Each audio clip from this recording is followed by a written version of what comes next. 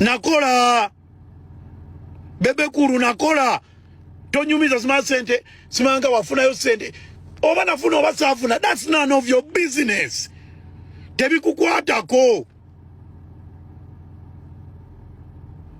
bebe kuru, tebikukwatako.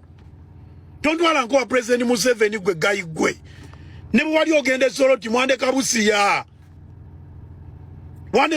nga nyimba unstoppable je wandeka bebe kuru Mwande Kabusiya nga nyimba unstoppable we nayimba zine papula zino zo national zi recordinga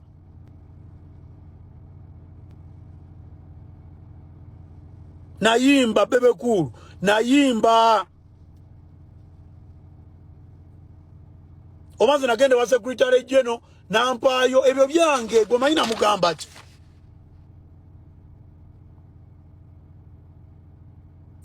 mugamba ki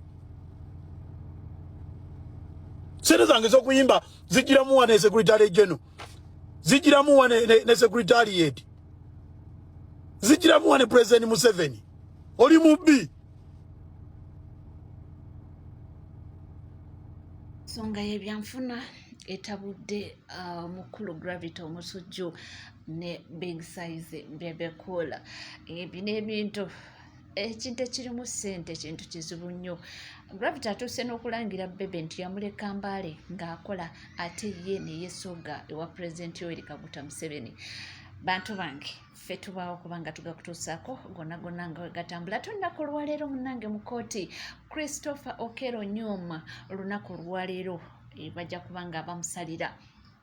Jjukira tusembyeyo okutegeera omulamuzi ng'agobye obujulizi bwe yagamba nti yagenda okutematema abaana ng'omutwe guliko ekikyamu nga tategeera ekigenda mu maaso.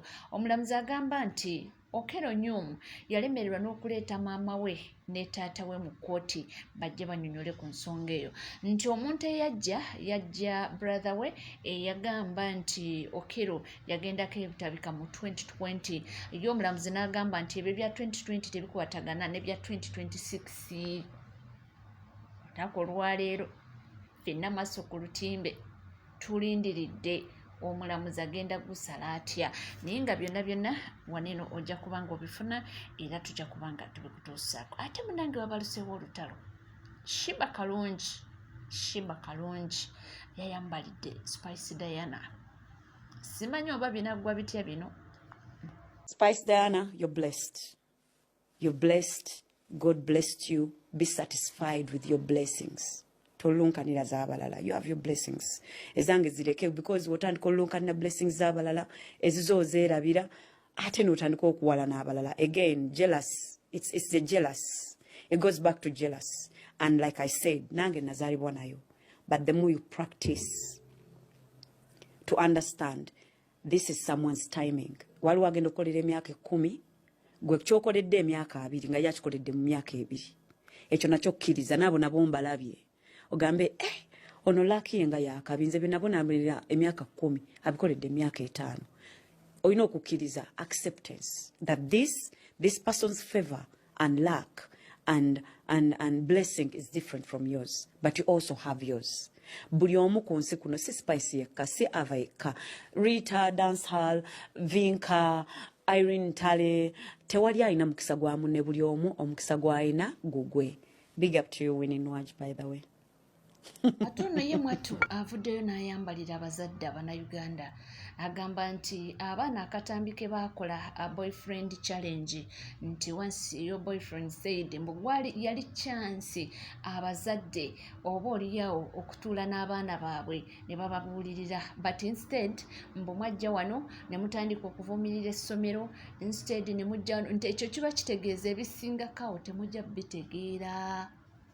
Tutemujja bitegeera nti yali chance y'abazadde, omuzadde okupikinga omwana wo ne mutuula n'omugamba n'atandika n'akunyumiza n'omubuza olina boyfriend bannange n'omugjamu information yonna awo n'otandikira awo mubuulirira, but instead mwatandika kuvumirira ssomero ne mukola kino nti okumalirira abaana nga beetunze. Uganda yonoona emikisa, abaana nga teri abakase baba koledde video eya boyfriend challenge ne baba bulira ku myaka gyabwe ba boyfriend baabwe biki bye babagamba mu kifo ky'okubasembeza mubabuuza ebirala bye batayogedde muli mu kubanenya mubaleetedde okwetonda munenya ssomero muwe mukiraba we muti nane singa musoma akatabo Good to Great oyiga okusolovinga ekintu okuviira ddala eri gye kisibuka bano abaana si bwe buzibu okwogera kwabwe si bwe buzibu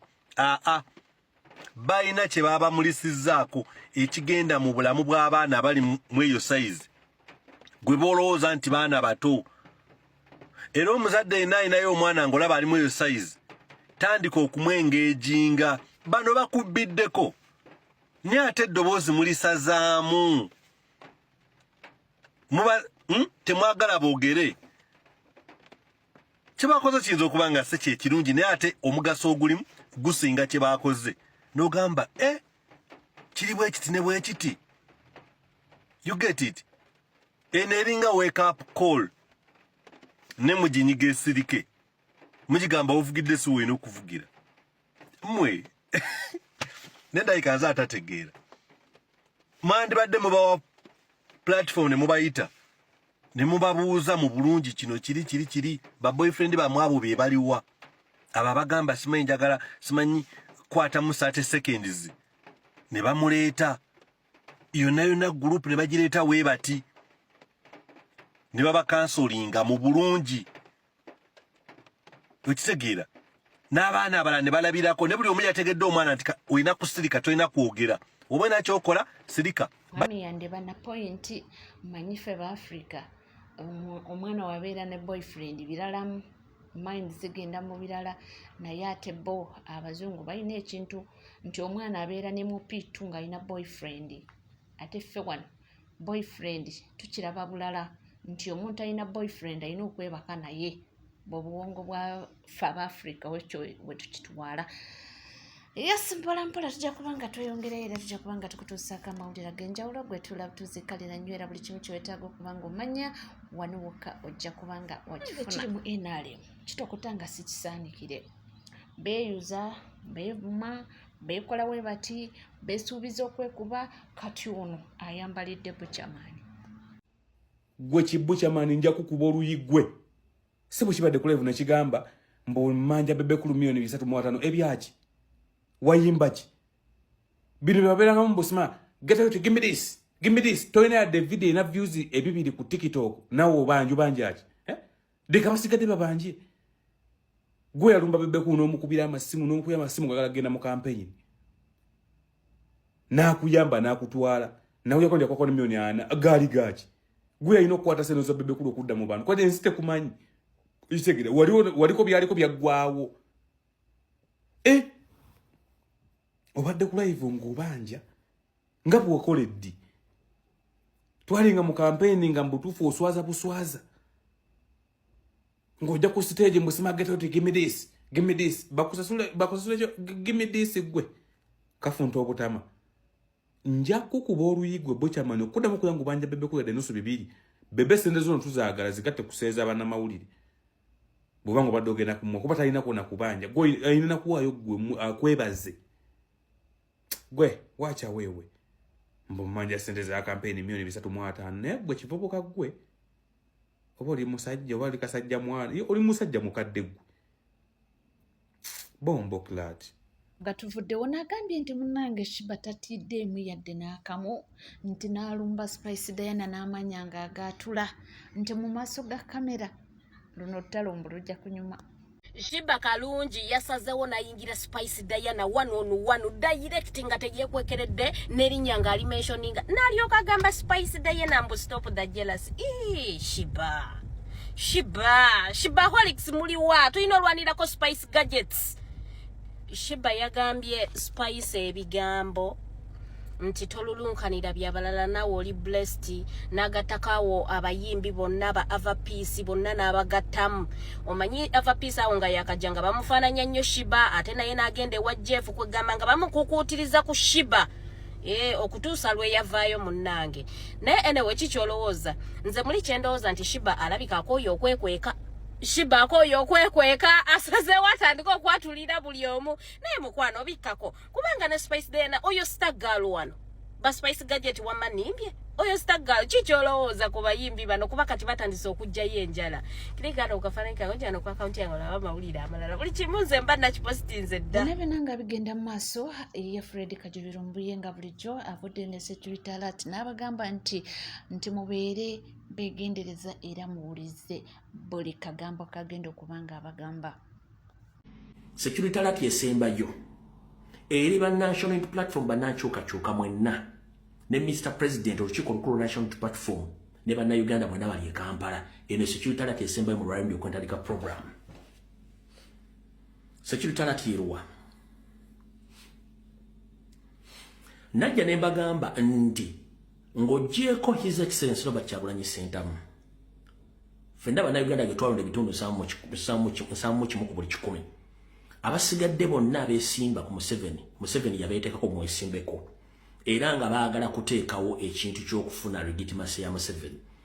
Nzize mbalabula ku musajja gwe bayita Frank Buliira naye bannayuganda basinga obungi simanyi Museveni yabalagala luddawa mbalabudde ku Frank Buliira ebbanga lyonna naye era ekyali omunnayuganda akyakkiriza mu Frank Buliira era nga bagabiga byeyogedde byabadde bituufu. Mugande kankutegeeze mu security alert ye Museveni gino emizanyo agizanyo okuva mu 1966 akutera bidolooza nti bituufu kumbe bintu bifu.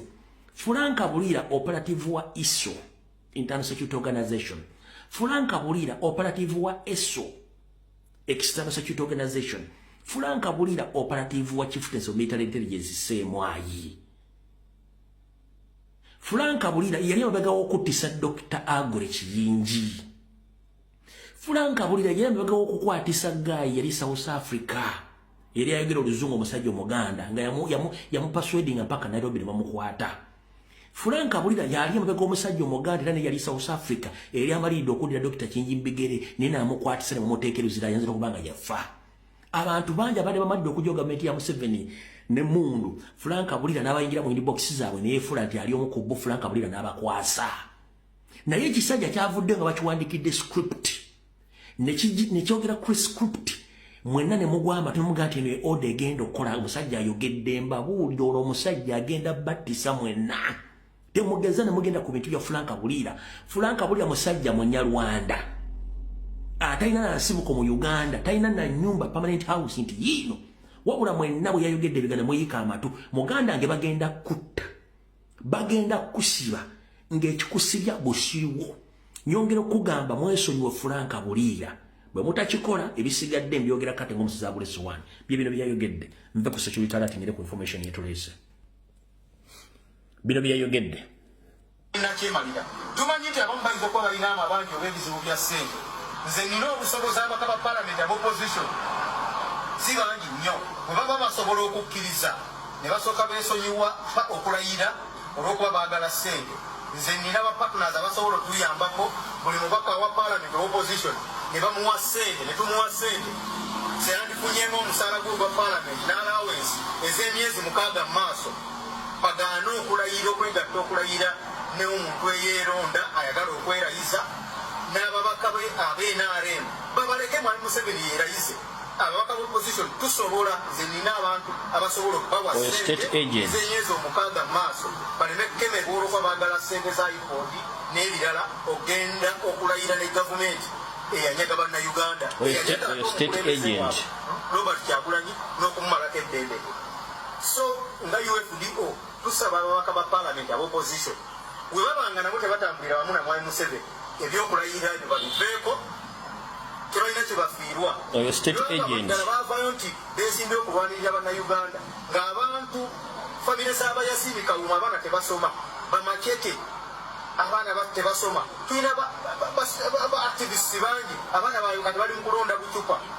Olina miliyoni 10 za mwami Museveni ogula suuti tate na Dubai olayiriremu era banakkiriza okulayira tugende mu maaso febe tetugenda bikkiriza tugenda kumanya nti kati yoyo omwami ye mwana omulenzi Tamale Mirundi Junior agamba nti alwana President Yoweri Kaguta Museveni mbo bali munda mu gavumenti.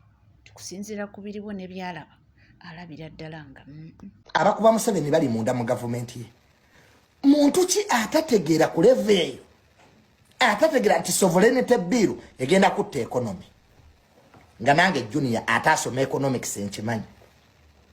Kati bw'okwata mu sente eziva ebweru. Currency kamaanyi, devaluation of currency. Nawa Mukoyo Fuga, are you tired of ruling the country? Like a Mukoyo Fuga. Naye bibiteeke ebyo byemutandisoleeta ebyo. Mwandibadde mubivaako. Ensi yonna twakava mu kalulu. Abantu baavu bazibu. Tumaze ebbanga tetukola. Muleeta mateeka gatategerekeka. Eno gavumenti ekibadde kigiyambye okubeerako badde bintu bisatu. Bantu kweba katulo. Omune waba talina kyalidde agawa kazire waka nebake. Muve ku mayumba g'abantu. Leave people's property. Muve ku mayumba g'abantu. Musimanya okuyingira ennyumba wetaga occupancy tulinte. Are we cows? Anaga tulinte. Omuntu azimbye ennyumba ye. Ngojo mugajingira mbu yetaga ekipapula. You people don't play in that government. Mbega yiridde. Government mugizanyiramu. Muleka abantu bebake. Abantu emirimu gyababula. Ensi yonna njavu.